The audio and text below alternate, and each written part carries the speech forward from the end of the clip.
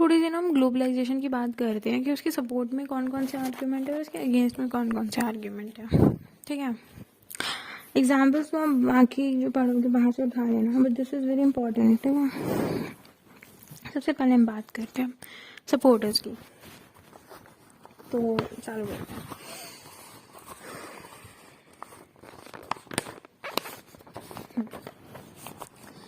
जो free trade है वो बैरिफ रिड्यूस करता है, जैसे कि टैरिफ्स हो गया, वैल्यू एडेड टैक्स हो गया, subsidies, other barriers between nation. So this is not true. There are still many barriers to free trade. The Washington Post story says the problem is that the big G20 countries added more than 1,200 restrictive export and import measures since 2008.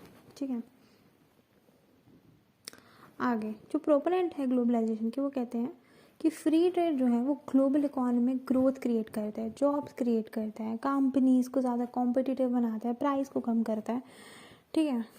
तो ज़रूरी नहीं है कि ऐसा भी हो, but ठीक है, दैट्स व्हाट दे से। कंपटीशन जो है कंट्रीज़ में वो प्राइसेस को कम करता है। बहुत सारे केसेस में ये जो है काम नहीं करता, जबकि बिकॉज कंट्रीज जो है वो करेंसीज को मैनिपुलेट कर लेती हैं अपने प्राइस एडवांटेज के लिए, ठीक है। It also provides poor country through infusions of foreign capital and technology with a chance to develop economically and by spreading prosperity. Creates a condition in which democracy and respect for human right may flourish. It is an eternal road which hasn't been achieved in most countries. There are problems they are basically telling you now here. Now,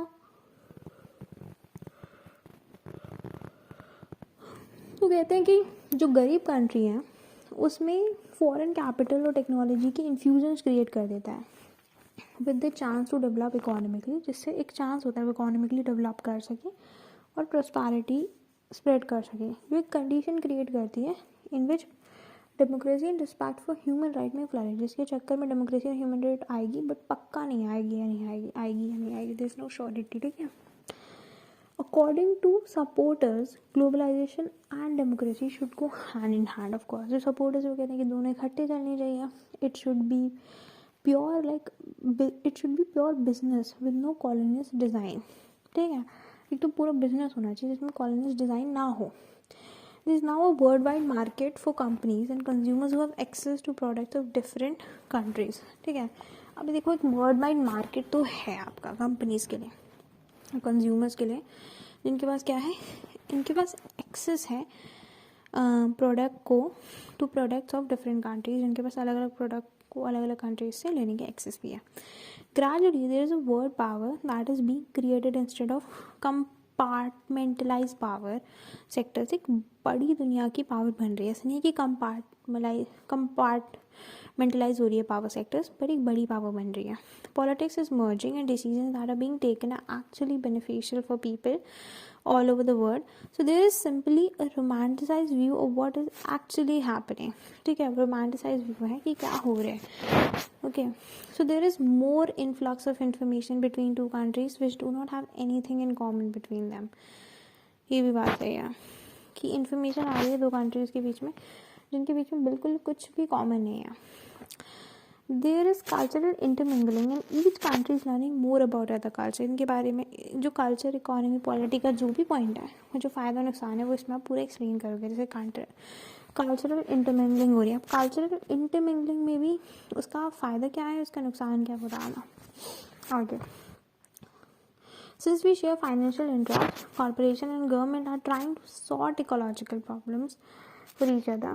ठीक है, हम लोग financial interest share करते हैं corporation and government, वो ecological problems भी solve करने की कोशिश कर रही है. Socially we have become more open tolerant toward each other and people who live in the other part of the world are not considered aliens. ये भी सही बात है एकदम. Now socially we have become open and we are tolerant toward each other and people in the other part of the world वो aliens नहीं माने जाते हैं. That's okay. Most people see speedy travel, mass communication and quick dissemination of information through the internet as benefits of globalization. तो लोगों को लगता है कि जो speedy travel है, mass communication है, quick dissemination of information है जो इंटरनेट के थ्रू चल रहा है, आपका वर्ल्ड वाइड वेब या www के थ्रू, वो सही है एकदम, and that's also fine. Now, labor can move from country to country to market their skills. True, but this can cause problem with the existing labor and downward pressure on wages. तो labour जो है वो आसानी से एक जगह से दूसरी जगह तक जा सकती है अपनी स्किल्स को अपग्रेड करने के लिए, that's fine. Sharing technology with developing nations will help them progress. True for small countries, but stealing our technology and IP has become a big problem with our large competitors like China. तो technology share होने से progress आती है developing nation में, and that is also cool enough. But the problem is कई बार small countries जो है उनकी टेक्नोलॉजी जो है वो चुरा ली जाती है और एक बहुत बड़ी प्रॉब्लम क्रिएट कर देती है ये, ठीक है, लार्ज कॉम्पिटिटर्स के साथ में. Now transnational companies investing in installing plants in other country provide employment for the people in these country, often getting them out of poverty. जैसे MNCs आती हैं बाहर की होती हैं, वो यहीं पे अपनी ब्रांचेस सेटअप कर लेती है, ठीक है, अपने प्लांट्स लगा लेती है, इसके चक्कर में एम्प्लॉयमेंट जनरेट होती है and that's bringing people out of poverty, ठीक है. Globalization has given countries the ability to agree to free trade agreements such as NAFTA, South Korean Chorus and TPP. Now, true, but these agreements have caused the USA many jobs and always increase our trade deficit. तो globalisation से ने दूसरी countries को ability दी है कि वो free trade agreement करें, और दैट्स ट्रू. और इससे यूएस में जॉब बढ़ी है, हमें तो ट्रेड डेफिसिट ही आया है, क्योंकि हमें यारे में तो कह सकते हैं एक तरीके से ट्रेड एग्रीमेंट्स में फ्री ट्रेड हो गया ना, एग्रीमेंट्स कोई कस्टम ड्यूटीज़ नहीं है. बात करेंगे आगे कौन सी. The general complaint about globalization is that it has made the rich richer while making the non-rich poorer. It is wonderful for our manager, owners and investors, but hell on workers. तो सबसे बड़ी problem तो यही मानी जाती है कि जो ग्लोबलाइजेशन है वो अमीर के लिए अच्छा है, ठीक है, फ्री ट्रेड जिसे हम कहते हैं, वही मतलब ग्लोबलाइजेशन का वही है कि अमीर के लिए तो अच्छा ही है, बट तो अमीर अमीर बन रहा है, गरीब गरीब बन रहा है, तो देयर इज अ कह सकते हैं ना गैप क्रिएट हो रहा है दोनों के बीच में, ब्रिज बन रहा है. Globalization is suppose to be about free trade, यहाँ पे सारे बैरियर्स एलिमिनेट हो जाए, पर कुछ बैरियर्स अभी भी हैं. फॉर इंस्टांस लगभग 161 कंट्रीज में वैट है, वैल्यू एडेड टैक्स है इम्पोर्ट पे, जो लगभग 21.6 है यूरोप में. यूएस में कोई वैट नहीं है, ठीक है. तो ये बताना चाह रहा है कि ऐसा तो नहीं है कि सारे बैरियर्स खत्म हो गए हैं.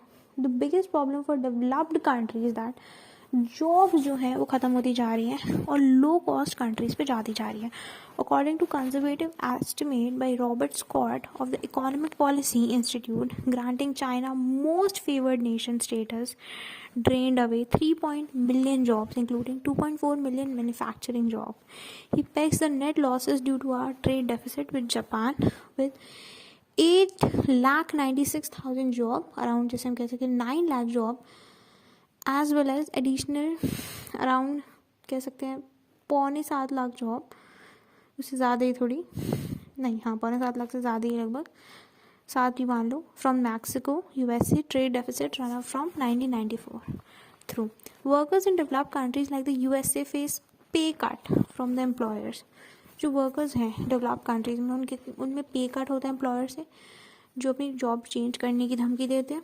This has created a culture of fear for many middle class workers who have little leverage in the global game. Okay, large multinational corporations have the ability to exploit tax havens in other countries to avoid paying tax. जो बड़ी बड़ी multinational corporation है, जैसे Tesla है, वो India में नहीं खोल रही बिकॉज वो कह रही है कि कस्टम ड्यूटीज़ है इंडिया में, ठीक है, तो एक्सप्लॉइट कर सकती है टैक्स हैवन्स को, क्या करने के लिए, टैक्स ना पे करने के लिए. Multinational corporations are accused of social justice, unfair working condition, as well as of concern for environment, mismanagement of natural resources and ecological damage. जो मल्टीनेशनल आपकी कॉरपोरेशन है वो एक्यूज़ हैं, किस चीज़ को लेकर एक्यूज है, एक्यूज ऑफ सोशल इनजस्टिस को लेकर, अनफेयर वर्किंग कंडीशन को लेकर, as well as lack of concern environment को ना लेके और नेचुरल रिसोर्सेज इकोलॉजिकल डैमेज को लेकर, ठीक है. तो यहाँ पे अनफेयर वर्किंग कंडीशन में आपको पता ही है क्या होता है, लिविंग वर्किंग कंडीशन और लेबर वेजेस होती है. Multinational corporations which were previously restricted to commercial activities are increasingly influencing political decisions. Many think there is a threat of corporation ruling the world because they are gaining power due to globalization. See, multinational corporation जो हैं, जिनको पहले commercial activities restrict की गई थी, अब वो political decision जो है उनको इन्फ्लुएंस करिए। तो माना जा रहा है कि कॉरपोरेशन जो है वो रूल करने लग जाएंगी वर्ल्ड को, ठीक है। मतलब पॉलिटिकली, जैसे आपका ना पॉलिटिकली इन्फ्लुएंस हो जाते हैं। ये कॉरपोरेशन जो है वो पॉलिटिक्स को इन्फ्लुएंस करती है, बिकॉज जो रिच बिजनेसमैन है वो उसमें पैसा लगाता है, तो होगा वही जो पैसा देगा वो बोलेगा एक तरीके से, जो फंडिंग करेगा पार्टी की। तो उस तरीके से आगे building products overseas in countries like China put our technology at risk of being copied or stolen, which is in fact happening rapidly. अगर आप ओवरसी कोई जाके प्रोडक्ट बना रहे हो चाइना में, तो आपकी चोरी हो जाती है टेक्नोलॉजी, सिंपल सी बात है। The anti globalist also claim that globalization is not working for the majority of the world. During the most recent period of rapid growth in global trade and investment, 1960 to 1998, inequality worsened both internationally and within countries. The UN Development Program reports that the richest 20% of the world population consume 86% of the world resources. The richest 20% consume 86, okay? While the poorest 80% only consume 14% of the world resources. That's very bad, okay? कि इससे जो है is not working for the majority of the world, ठीक है। वो minority के लिए काम कर रहा है और उन्हीं को जाके सारा का सारा जो है प्रॉफिट दे रहा है। प्रॉफिट मैक्सिमाइजेशन वही हो रहा है। आगे, some experts think that globalization is also leading to the incursion of communicable disease. हमने देखो बात कर ली आपकी, कह सकते हैं क्या कहते हैं, कोविड की, तो पूरा एक्सप्लेन कर सकते हो उसको। यहाँ पे HIV एड्स लिख रखा है, इबोला वायरस भी बोल सकते हो आप, ठीक है। मॉन्की पॉक्स भी आ गया था, ये सारी एग्जाम्पल है। तो globalization has led to exploitation of labour. Prisoners and child workers are used to work in inhuman conditions. Safety standards are ignored to produce cheap goods. There is also an increase in human trafficking. Exploitation कह सकते हैं हम, inhuman conditions पे काम करवाना, और human trafficking भी बहुत बढ़ गई है। सोशल वेलफेयर स्कीम्स या सेफ्टी नेट्स जो है वो ग्रेट प्रेशर में है डेवलप कंट्रीज़ में, because of deficit, job losses and other economic ramifications of globalisation. Globalization is an economic tsunami that is sweeping the planet. We can't stop it, but there are many things we can do to slow it down and make it more equitable and sustainable, basically. So it's like an economic tsunami. But it's like an economic tsunami which sweep the planet in every aspect. है वो economic tsunami, but वो effect सबको culturally भी कर रही है, economically कर रही है, सोशली कर रही है, पॉलिटिकली कर रही है, ठीक है, साइकोलॉजिकली भी कर रही है, हर तरीके से कर रही है। तो हम इसे स्टॉप तो नहीं ही कर सकते, हम इसे धीरे कर सकते हैं ताकि ज़्यादा इक्विटेबल बन जाए, सस्टेनेबल